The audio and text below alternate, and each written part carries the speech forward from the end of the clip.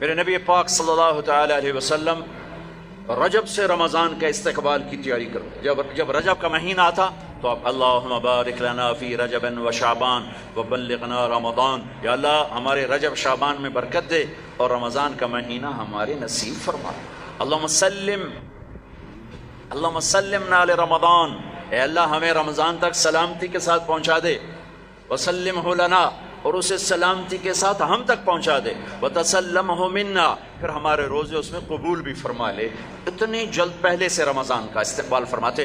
شعبان کا چاند خود دیکھنے کی کوشش فرماتے تھے، شعبان کے چاند کو خود دیکھنے کا اہتمام فرماتے تھے. اور چاند نظر آ جاتا تو روزہ رکھتے تھے. شعبان کا، یکم شعبان کا چاند نظر نہیں آتا تھا تو روزہ نہیں رکھتے تھے. چاند نظر آ جاتا تھا شعبان کا تو رمضان کے استقبال کے لیے روزہ رکھتے تھے. اور رمضان قرآن کا مہینہ ہے. شہر رمضان الذی انزل فیہ القرآن، رمضان کا مہینہ جس میں قرآن اترا.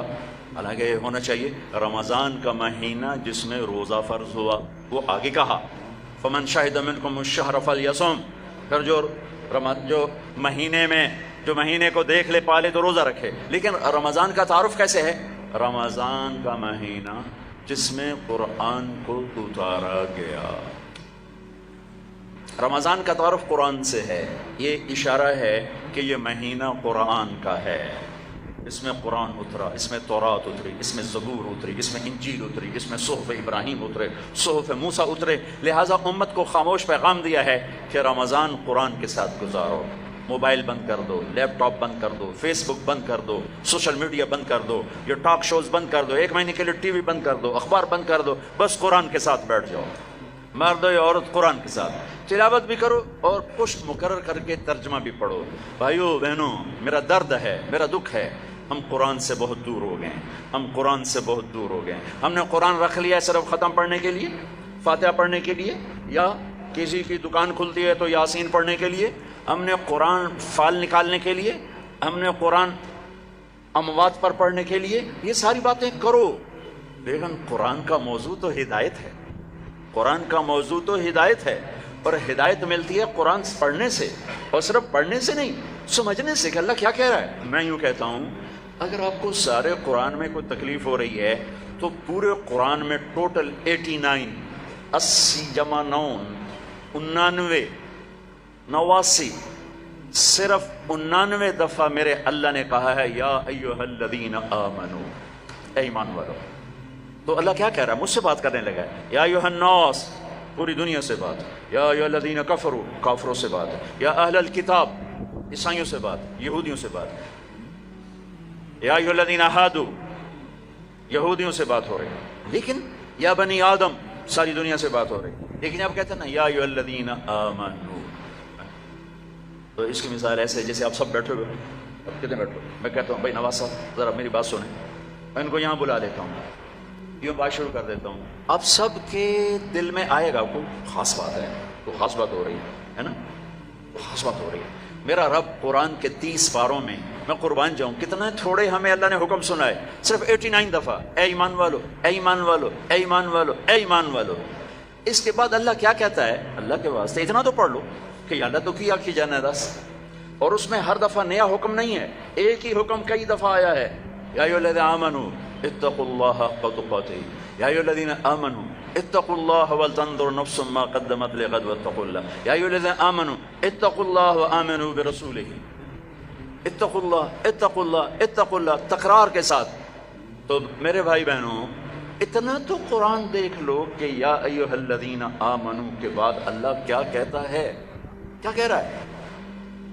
جس کا ترجمہ پسند ہے اس کا پڑھ کے دیکھ لو کہ میرا اللہ مجھ سے کیا کہتا ہے. اللہ کے واسطے قرآن سے دوری ختم کرو. قرآن سے اخبار پڑھنے کے لیے بھی ٹائم ہے، ٹاک شو دیکھنے کے لیے بھی ٹائم ہے، فضولیات کے لیے بھی ٹائم ہے. کرو، آدھا گھنٹہ نکال لو، آدھا گھنٹہ، 15 منٹ، 10 منٹ، چلو ایک آیت. تو میرے بھائی بہنوں، اس مہینے کو قرآن کا مہینہ بناؤ. فمن شہد منکم الشہر فلیصم، مہینہ آ گیا، روزہ رکھو.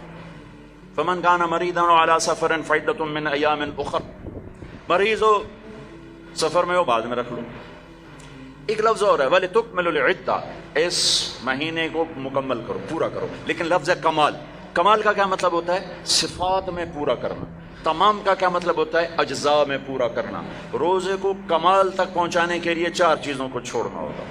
4 چیزیں اگر ہیں، نہیں ہیں تو مبارک، ہیں تو چھوڑنا ہوگا. میرے نبی نے فرمایا جو شراب پیتا ہے اس کا روزہ اوپر نہیں جاتا ہے.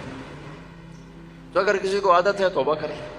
پھر شرابی تو تھوڑے ہیں، جو ماں باپ کا نافرمان ہے اس کا روزہ اوپر نہیں جاتا ہے، یہ بہت زیادہ ہیں. ماں باپ کی نافرمانی تو جنگل کی گھاس کی طرح پھیلی ہوئی ہے. شاید ہی کوئی خوش قسمت ماں باپ ہوں گے جن کی اولاد ان کی آنکھوں کی ٹھنڈک ہوگی، ورنہ آج کل اولاد سینے کا کانٹا بنے ہوئے ہیں اور کانٹے کی طرح چبھے ہوئے خنجر کی طرح کاٹ رہے ہیں. ماؤں کو روتے دیکھا ہے، تڑپتے دیکھا ہے، ماں باپ کو. مجھے ایک باپ کہہ رہا ہے، باپ میرے علاقے کے ذمہ دار فوت ہو گئے، پرانا تعلق، میرا پتر اگے سڑدا پہ ہوئے تو میں دعا نہ کرے سا بچ کر. ہاں میرے سامنے بیٹھ کے کہ مولانا صاحب وہ دی ماں بھی آندی ہے جا اگے سڑدا پہ اسی تو میں نہ اکسان اللہ سا میرے پتر نو بچا. تو ماں باپ کی نافرمانی یہ روزے کو نہیں پورے دین کو روک دیتی ہے، پورے دین کو روک دیتی ہے. صرف روزہ نہیں ہے، پورا دین رک جاتا ہے. ایک صحابی علقمہ رضی اللہ تعالیٰ عنہ، ان کی بیگم کا پیغام آیا ہے کہ میرے خامن مر رہے ہیں، کلمہ نہیں پڑھا جا رہا. صحابی جن کے بارے میں اللہ کہتا ہے کلن وعد اللہ الحسنى، میرے محبوب تیرا ہر صحابی جنتی. وعدہ، وعدہ کیا ہے؟ وعدہ. ان کی خطائیں معاف، یہ نہیں کون سے گناہ نہیں ہوئے تو ہم نے معاف کر دیا، آپ کی توفیل معاف کر دی. تو آپ دوڑے ہوئے گئے، کہا بیٹا کلمہ پڑھو. کہا جی نہیں پڑھا جا رہا، بول رہے ہیں کلمہ نہیں پڑھا جا رہا. آپ نے پوچھا ماں باپ میں کون ہے؟ کہا جی ماں. آپ نے پوچھا ناراض ہے؟ کہا جی ناراض ہے. اب بڑھو. وہ آ گئی تو آپ نے پوچھا علقمہ کی ماں تم ناراض ہو بیٹے سے؟ کہا جی ناراض ہو. کیوں ناراض ہو؟ اب وجہ سننا، آج کل کی وجہ نہیں، وجہ سننا. کہا یا رسول اللہ میرا بچہ بہت نیک ہے، رات کا اٹھنے والا تھا، دن کا روزے والا تھا، لیکن مجھ سے بات بدتمیزی سے کرتا تھا، سخت لہجے میں بولتا تھا. مجھے اس کا دکھ ہے، اس نے اپنی زبان سے میرا دل توڑا، زخمی کیا. اللہ اللہ. آج کی طرح نہیں کہ ماں باپ کو دھکے دیے جا رہے ہوں، گالیاں دی جا رہی ہیں، صرف اتنا کہ یہ مجھے بدتمیزی کے ساتھ مجھ سے بولتا تھا. تو آپ نے کہا معاف کرو گی؟ کہا میرا جی نہیں چاہتا. آپ نے کہا میں آگ لگا دوں اس کو، پھر سفارش کرو گی؟ کہا نہیں اتنی تو ناراض نہیں کہ آگ میں جلتا دیکھو. کہا پھر اگر تو نے اسے معاف نہ کیا تو اللہ اسے آگ میں جلا دے گا. کہا اچھا میں معاف کرتی ہوں، میں معاف کرتی ہوں. آپ نے کہا بیٹا کہو لا الہ الا اللہ. تو ان کی زبان سے نکلا لا الہ الا اللہ اور جان نکل گئی. پھر آپ نے ان کا جنازہ پڑھا اور جنازے کے بعد آپ نے اعلان فرمایا جس نے ماں باپ کو تکلیف دی اس پہ اللہ کی لعنت، فرشتوں کی لعنت، زمین آسمان کی لعنت. نہ ان کی نماز قبول ہے، نہ روزہ قبول ہے، نہ حج قبول ہے. تو روزے کو روکنے والی چیز ہے شراب، ماں باپ کی نافرمانی. لیکن ماں باپ سے بھی کہتا ہوں ایسے رویے مت اختیار کرو کہ اولاد گستاخ ہو جائے. آج کے 90% ماں باپ اپنی خطاؤں سے اولاد کو گستاخ بنا رہے ہیں. انہیں پتہ نہیں ہے کہ اولاد کو لے کے کیسے چلنا ہے. تربیت چڑھائی چڑھنے کو کہتے ہیں، رب واسے ہے تربیت. اور چڑھائی چڑھنے میں پسینے آتے ہیں، بدن ٹوٹتا ہے. اور آج کی تربیت ہے ڈنڈے مارو بے عزت کرو، ڈنڈے مارو بے عزت کرو، چاہے ماں باپ ہو، چاہے اسکول ہو، چاہے مدرسہ ہو، چاہے وہ مکتب ہو، بے عزت کرو. یہ چیز گستاخی پیدا کرتی ہے. میرے نبی نے کہا اکرموا اولادکم، اکرموا اولادکم، اپنی اولاد کو عزت دو. حضرت علی کا فرمان ہے لأنہم خلقوا لزمان غیر زمانکم، یہ تم سے اگلے زمانے کے لیے پیدا کیے گئے ہیں. اگر اپنے نام کو باقی رکھنا چاہتے ہو تو ان کو عزت دو. اور میرے نبی کیسے عزت دیتے تھے؟ بس فاطمہ رضی اللہ تعالیٰ عنہا گھر تشریف لاتی، کبھی کبھی تو نہیں آتی، دیوار کے ساتھ دیوار ہے، آنا جانا لگا ہوا ہے، لگا ہوا ہے، لگا ہوا ہے. جتنی دفعہ آتی ہیں اور جب آتی، جتنی دفعہ آتی ہیں اور جب آتی میرے نبی کھڑے ہو جاتے، چار پار پہ کھڑے ہو جاتے، کھڑے ہو جاتے. اور وہ فاطمہ ہیں، یہ میرے نبی ہیں، یہاں کھڑے ہو کر انتظار نہیں کرتے تھے، آگے بڑھ جاتے تھے، آگے بڑھتے تھے اور آگے بڑھ کر اپنی بیٹی کا ہاتھ پکڑتے، پھر یہاں بوسہ لیتے، پھر ان کا ہاتھ پکڑ کے لاتے، پہلے اپنی بیٹی کو بٹھاتے اور اس کے بعد خود بیٹھتے تھے. سبحان اللہ، کیا کمال ہے، کر کے دکھایا.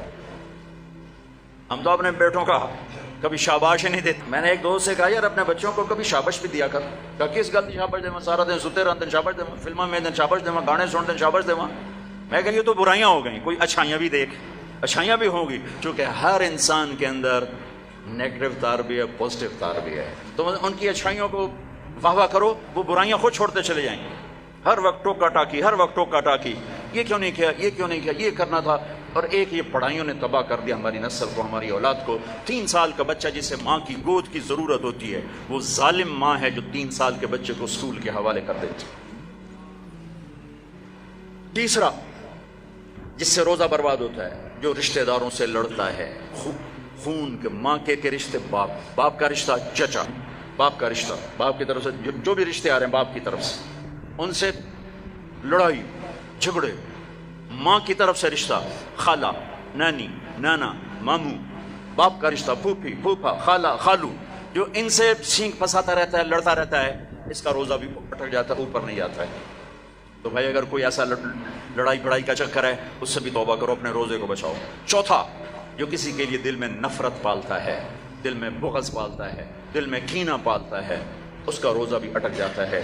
اپنے دل کو بھائیوں بہنوں نفرت سے صاف کرو, بغض سے, کینہ سے صاف کرو. ماں باپ کی دعائیں لو, رشتہ داروں سے صلح کرو, اپنے روزہ بچاؤ, تاکہ اللہ تقوی کا لباس دے اور اللہ کی بارگاہ میں پیشی ہو سکے. میرے محبوب صلی اللہ تعالی علیہ وسلم تو سارا سال ہی روزے رکھتے تھے, سارا سال ہی روزے رکھتے تھے. اور ہمیں اللہ نے سحری عطا فرمائی. پہلی امتوں کو سحری نہیں ملی, ہمیں اللہ تعالیٰ نے سحری عطا فرمائی. ہمیں بھی 24 گھنٹے کا روزہ ملا. افطاری کر کے آنکھ لگی, روزہ شروع ہو گیا, روزہ شروع ہو گیا, جو پہلا ہوتا تھا. تو ہمارا بھی ایسے ہی ہوا. تو ایک صحابی ہیں قیس بن سرمہ, وہ آئے, مزدور تھے, افطاری کا سامان نہیں تھا, بیوی گئی سامان لینے, ان کی آنکھ لگ گئی, ان کو آنے میں دیر ہو گئی. سورج چھپ گیا, دیکھا تو سوئے پڑے, کہا ہے ابن سرمہ مارا گیا. کیا ہوا؟ کہ روزہ شروع ہو گیا. روزہ شروع ہو گیا کہاں؟ تو وہ دوپہر کو بے ہوش ہو گئے. اور ایک روایت میں تھا نماز پڑھنے گیا, گر کے بے ہوش ہو گئے. اللہ کے نبی کو پتہ چلا, بہت غمگین ہوئے, تو اللہ نے قرآن اتار دیا, چل میرے محبوب تیری امت کو اجازت ہے سحری تک کھاؤ, سحری تک کھاؤ. تو اللہ نے ہمیں سحری عطا فرمایا. ہمارے نبی پاک صلی اللہ تعالی وسلم سحری کے کھانے کی تاکید فرماتے تھے کہ یہ برکت والا کھانا ہے. اللہ اس کے فرشتے سحری کھانے والوں پر برکتیں, رحمتیں نازل فرماتے ہیں. خود ہمارے نبی پاک صلی اللہ تعالی وسلم سحری کا اہتمام فرماتے تھے. آپ تو عام طور پر 2-4 کھجوریں, ایک گلاس پانی, بس آپ کی سحری ہو جاتی. اور آپ افطار بھی ایسے ہی فرماتے تھے کہ صحابی فرماتے ہیں آپ ایسے بیٹھے ہوتے, آپ کے ہاتھ میں کھجور ہوتی تھی, ایسے کھجور لے کے بیٹھے ہوتے تھے. اور ایک صحابی ٹیلے پہ چڑھا ہوتا تھا یا کسی مکان کی چھت پہ چڑھا ہوتا تھا, اور اس کو امر تھا بھائی سورج کو دیکھتے رہنا. آپ کھجور آپ کے ایسے ہاتھ میں ہوتی تھی. جو ہی وہ کہتا یا رسول اللہ سورج ڈوب گیا, تو آپ فوراً کھجور منہ میں لیتے تھے. پھر اس کے بعد تھوڑا تھوڑا کر کے پانی پیتے تھے. آپ نے پانی پہ افطار کیا ہے, آپ نے دودھ پہ افطار کیا ہے, آپ نے کھجور پہ افطار کیا ہے, آپ نے ستو بھی پیا ہے. اور سحری میں آپ نے روٹی بھی کھائی ہے, کھجور بھی کھائی ہے, دودھ بھی پیا ہے, زیتون کے ساتھ بھی لیا ہے, زیتون اور روٹی کے ساتھ آپ نے افطاری بھی فرمائی. افطاری کی دعوت میں بھی شرکت فرمائی ہے. سعد بن معاذ نے افطاری کی دعوت کی, صحابہ کی, آپ تشریف لے گئے. افطاری کرانا میرے نبی کی سنت, طریقہ چلا رہا ہے. سعد بن عبادہ نے افطاری کی, تو آپ اس میں تشریف لے گئے, تو وہاں زیتون, جو کی تازہ روٹی اور زیتون کے ساتھ آپ نے کھانا نوش فرمایا. ایک عجب واقعہ بھی ہوا وہاں. تو وہ یہ ٹائم تو تھا نہیں کہ بھائی ٹائم ہو گیا ہے, تو وہ سورج کو دیکھتے تھے, اور جب بادل ہوتے تھے تو اندازہ کرتے تھے. تو میرے نبی کی موجودگی میں ہوا کہ سب نے خیال کیا سورج غروب ہو گیا, سب نے کھا لیا, تو ایک دم بادل ہٹے تو سورج کھڑا ہوا تھا. تو پھر سب نے اس روزے کی شوال میں جا کر قضا کی. پورے مدینے سے یہ کام ہوا کہ وہ سورج کی موجودگی میں روزہ کھول لیا. جب بادل ہٹے تو پتہ چلا سورج تو بھی کھڑا ہوا ہے. اب ہفتے کو جاتے تھے قبا, ہر ہفتے کو اشراق وہاں پڑھتے تھے. لیکن رمضان میں 17 رمضان, پتہ نہیں کیا وجہ ہے, اس میں کیا حکمت ہے, 17 رمضان آپ قبا تشریف لے جاتے تھے اور وہاں مسجد میں قیام فرماتے تھے تھوڑی دیر کے لیے, اور پھر وہاں سے آپ واپس تشریف لاتے تھے. اور آخری اشراف اعتکاف, ایک پورا مہینہ اعتکاف کیا, پھر اس کے بعد 10 دن اعتکاف کیا. اور جس رمضان کے بعد آپ اللہ کے پاس گئے, اس سال آپ نے 20 دن اعتکاف کیا. 20 ایک دفعہ اعتکاف آپ نے اٹھا دیا. ایسے ہوا کہ آپ نے اعتکاف میں بیٹھے تو حضرت صفیہ رضی اللہ عنہ نے آپ سے اجازت مانگی کہ میں بھی آپ کے ساتھ بیٹھ جاؤں گا. بیٹھ جاؤ. انہوں نے بھی, آپ کے لیے خیمہ لگتا تھا, چھوٹا سا خیمہ تھا, اس میں چارپائی ہوتی تھی, اس پر بستر ہوتا تھا, اور کبھی آپ مغرب عشاء کے درمیان نہاتے بھی تھے، چونکہ گرمیوں کا رمضان پایا نا سارا آپ نے، گرمیوں کا رمضان پایا، تو آپ اپنے اوپر پانی ڈلواتے تھے، اور کبھی یوں لیٹ جاتے اور سر آپ کا کھڑکی میں چلا جاتا، اور عائشہ رضی اللہ تعالیٰ عنہا آپ کا سر دھو کے کنگھی فرماتی، تیل لگاتی کنگھی فرماتی۔ آپ پیشاب استنجے کے لیے گھر تشریف جاتے، لیکن سحری اور افطاری اعتکاف کی حالت میں آپ نے گھر نہیں کی، بلکہ مسجد میں آ کے نوش فرماتے تھے۔ تو حضرت صفیہ کی دیکھا دیکھی دو اور ازواج مطہرات نے بھی خیمے لگا لیے، تو پھر آپ نے اپنا اعتکاف موقوف کر دیا کہ وہ ایک گھر کا ماحول بن گیا، اور اعتکاف کا مقصد ہوتا ہے خلوت اور تنہائی، خلوت اور تنہائی، تاکہ اللہ سے آدمی کھل کے بات کر سکے۔ تو پھر آپ نے وہ اعتکاف شوال میں 10 دن اس کے آپ نے پورے فرمائے۔ تو آخری عشرے میں آپ اعتکاف کا آپ کا معمول تھا۔ اور ایک چیز آپ نے ہمیں دی، تراویح کی نماز، 3 دن آپ نے نماز پڑھائی، اور چوتھے دن مسجد بھر گئی، باہر بھی جگہ نہ ہوئی، تو آپ آئے ہی نہیں، شہری تک لوگ بیٹھے رہے۔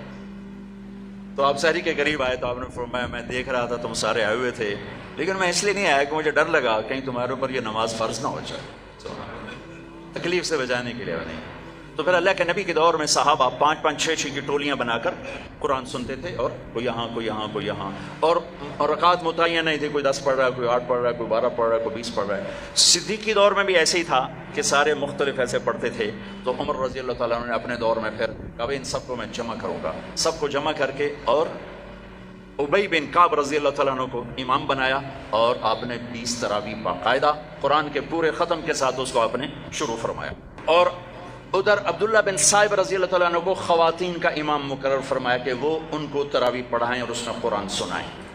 یہ جو حرم شریف میں دعا ہوتی ہے ختم قرآن کی نا، آخری رکعت میں قل اعوذ برب الناس، یہ دعا حضرت عثمان نے شروع کروائی کہ جب قرآن ختم ہو رہا تھا اور آخری 2 رکعت رہ گئیں، تو آپ نے حافظ سے کہا جب قرآن ختم کرو تو دعا کرنا۔ انہوں نے کہا جی کیا دعا کروں؟ کہ جو تیرے دل میں آیا کرنا۔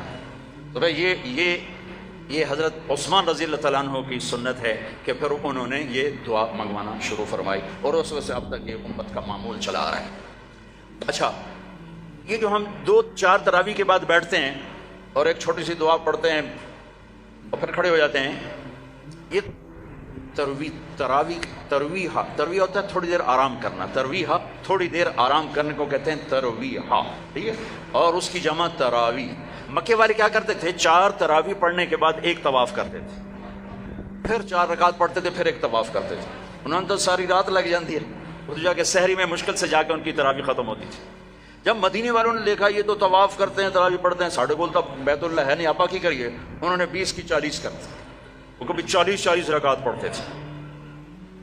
پڑھانے میں کوئی منع کوئی نہیں، چونکہ صلاۃ اللیل مثنا مثنا، تو وہ ان کے مقابلے میں 40 رکعت پڑھتے تھے۔ حافظ عطیہ سالم رحمۃ اللہ علیہ تھے، مسجد نبوی کے بہت بڑے عالم اور بڑے ان کا حلقہ تھا۔ میں ان کے درس سے بڑا فائدہ اٹھایا، ان کے درس سے میں نے بہت فائدہ اٹھایا۔ میں جب حج پہ جاتا تو لمبا عرصہ ٹھہرنا ہوتا تھا، تو میں ان کے مغرب سے عشاء روزانہ بیٹھتا تھا، اور وہ بندہ علم کا ایک بحر ذخار تھا، اللہ ان کے درجے بولا، میں ملا بھی ہوں۔ تو انہوں نے ایک رسالہ لکھا ہے تراویح پر، کاش اس کا اردو ترجمہ ہوتا تو میں آپ کو کہتا اسے پڑھو۔ تو اللہ نے ہمیں ایک تراویح کی نماز عطا فرمائی، جس کے ہر سجدے پر حدیث میں آتا ہے 1500 نیکی لکھی جاتی۔ ایک سجدہ کتنی؟ اور ہر سجدے پر ایک گھر بنتا ہے۔ کس چیز کا؟ سرخ یاقوت۔ کتنا بڑا ہوتا ہے؟ 60,000 سونے چاندی کے دروازے ہوتے ہیں۔ ہر سجدے پر کیا ملتا ہے؟ ایک درخت جس کے نیچے 100 سال عربی گھوڑا دوڑ سکتا ہے۔ پھر تراویح اور روزے کے بدلے کیا ملتا ہے؟ اللہ آخری رات کہتا ہے میرے بندے بندیوں، دن کا روزہ رات کی تراویح میں نے دیکھا، میں نے قبول کیا، جاؤ معاف کر دیا، جاؤ معاف کر دیا۔ ایک سحری میں اللہ کے نبی کے سامنے بکرے کی سری پیش کی گئی، آپ کے گھر میں تو نہیں پکتی تھی، کہیں سے پک کر آئی، تو آپ کھا رہے تھے، تو حضرت علی بھی آپ کے ساتھ تھے۔ تو ارباز بن ساریہ اوپر سے آ گیا، آپ نے کہا آؤ برکت کا کھانا ہمارے ساتھ کھاؤ۔ وہ بھی بیٹھ گئے، تینوں کھا رہے ہیں۔ بلال آئے، یا رسول اللہ نماز ٹائم ختم، اور یہ کہہ کے باہر چلے گئے۔ اذان دینے سے پہلے پھر دیکھنے آئے کہ چھوڑ دیا کھانا تو اذان دو۔ آئے تو آپ ابھی کھا رہے تھے، انہوں نے کہا یا رسول اللہ واللہ لقد اصبحت، اللہ کی قسم ٹائم ختم ہو گیا، یعنی صبح ہو گئی۔ تو آپ نے یوں کہا تیرا بھلا ہو جائے، ارے بلال صبح نہیں ہوئی تھی، تیری قسم کی وجہ سے اللہ نے اسے پہلے نکال دیا کہ تیری قسم جھوٹی نہ پڑ جائے، تیری قسم پر اللہ نے اسے پہلے نکال دیا۔ اور اس پر حضرت علی نے بعد میں فرمایا اگر بلال قسم نہ اٹھاتے تو جب تک میرے نبی کھاتے رہتے صبح نہیں ہونی تھی۔ عبید رضی اللہ تعالیٰ عنہ دیگ بنا رہے تھے، دیگ، تو میرے نبی کو دستی کا گوشت بڑا پسند تھا، تو آپ نے کہا عبید ناولنی الذرا، مجھے دستی تو پکڑانا، تو انہیں ایسے نکال کے دے دی، تو آپ نے اس کو یوں پکڑا ہڈی کے دونوں کناروں سے ایسے، اور دانتوں سے کاٹ کاٹ کے کھایا اور پھینک دیا۔ عبید ناولنی الذرا، دستی پکڑانا، انہوں نے پھر نکال کے دے دی، آپ نے پھر یوں پکڑا اور تو بکرے کی دو ہی ہوتی، آپ نے کہا ناولنی الذرا، عبید مجھے دستی پکڑانا، وہ کچے نکلے، یا رسول اللہ بکری کی تو دو ہی ہوتی۔ آپ نے کہا ارے عبید اگر تو ہاتھ ڈال دیتا تو جب تک میں کہتا رہتا مجھے اللہ دستیاں نکال کے کھلاتا رہا۔ تو بھائیو، اللہ نے ہمیں بہت خوبصورت مہینہ دیا ہے، اب اس کی رحمتوں کا مہینہ ہے، جہنم کے دروازے بند ہیں، جنت کے دروازے کھلے ہوئے ہیں، اور اللہ کی معافی کے اعلان ہو رہے ہیں۔ آپس کی لڑائیاں معاف کرو، جھگڑے معاف کرو، جس سے بھی ہو، بیوی سے لڑائی ہے، بیوی کی خامن سے لڑائی ہے، ماں باپ کی بچوں سے، بچوں کی ماں باپ سے، بھائی بھائی سے، پارٹنر سے، دوست سے، اللہ کے واسطے دفن کر دو، دفن کر دو، اپنے ملک کو پاک کر دو لڑائیوں سے، فرقہ واریت سے۔ اس رمضان میں فرقہ واریت کو دفن کر دو۔ یہ آگ جو بھڑکی ہے، مجھے پتہ ہے میں کہاں بجھا سکتا ہوں، لیکن میں وہ ابراہیم علیہ السلام کی آگ پہ کبوتر نے 2 چونچ پانی ڈالا تھا، بس میں وہ کبوتر بننے کی کوشش کر رہا ہوں کہ بجھے نہ بجھے میں اللہ کو کہہ تو سکوں گا یا اللہ میں نے تو پانی ڈالنے کی کوشش کی تھی، لیکن بھڑکانے والے زیادہ ہیں، بجھانے والے تھوڑے ہیں۔ لیکن تم تو نہ بھڑکو، تم تو نہ بھڑکو، ایسی باتیں مت سنو جو تمہیں فرقوں میں بانٹ دیں، جو تمہیں کسی دوسرے مسلمان فرقے کے بارے میں نفرت سے بھر دیں، کفر سے بھر دیں۔ ارے بھائیو، کسی کو کافر کہنا آسان کام نہیں ہوتا ہے، آسان کام نہیں ہوتا ہے۔ اللہ کے واسطے وقت کی رفتار دیکھو، افق کا رنگ دیکھو، آسمان کے تیور دیکھو، زمین کی گردش دیکھو، اتنے زمین بھی تیور بدل رہی ہے، فلک بھی آنکھیں دکھا رہا ہے، اس کے باوجود اس قدر نفرت دین کے نام پر، کفر کافر۔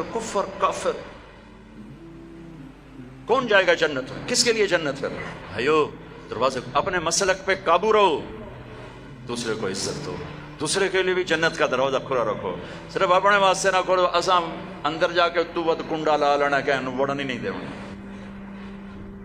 ایسی حماقت نہ کرو۔ میرے نبی کی امت بہت بڑی امت ہے، اور میرا رب بڑا کریم رب ہے۔ اس رمضان کے مہینے کو محبت کا رمضان بناؤ، درگزر کا رمضان بناؤ، راتوں کو تراویح پڑھو، دن میں روزہ رکھو، انشاءاللہ سارے گناہ معاف ہوں گے۔ اور مہینے کے آخر میں ہے مالدار آدمی کے اوپر کہ وہ روزے کی زکوٰۃ ادا کرے، روزے کی زکوٰۃ ادا کرے، جو کشمش کے حساب سے 2000 کے قریب بنتی ہے، کھجور کے حساب سے کوئی 800-900، میں سے اندازاً کہہ رہا ہوں، اور گندم کے حساب سے تو اخبار میں پڑھا تھا 100 روپے بنتی ہے۔ لیکن جو لوگ مالدار ہیں، گندم کے حساب سے نہ دو، کشمش کے حساب سے دو، تو انشاءاللہ اس کا آپ کو